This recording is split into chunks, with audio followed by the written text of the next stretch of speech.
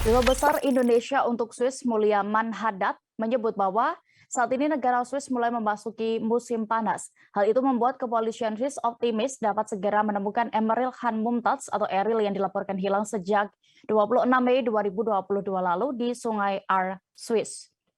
Kepolisian Bern optimis bahwa kenaikan suhu di Swiss akan berdampak positif terhadap pencarian anak Gubernur Jawa Barat Ridwan Kamil itu.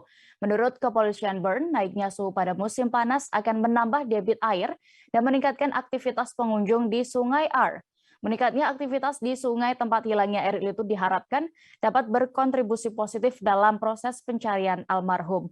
Pencarian Eril secara intensif juga masih terus dilakukan dengan berbagai metode seperti patroli darat, patroli air dengan perahu, penerbangan drone, kemudian menggunakan alat untuk mengetahui kondisi bawah air, penugasan penyelam, dan penggunaan anjing pelacak.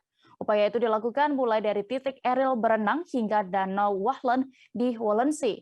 Pencarian tersebut kurang lebih dilakukan sejauh 29 km.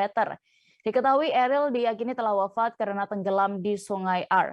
Hal ini berdasarkan evaluasi dan ikhtiar yang dilakukan pihak keluarga secara maksimal, termasuk meminta pendapat dari para ulama dan Majelis Ulama Indonesia atau MUI.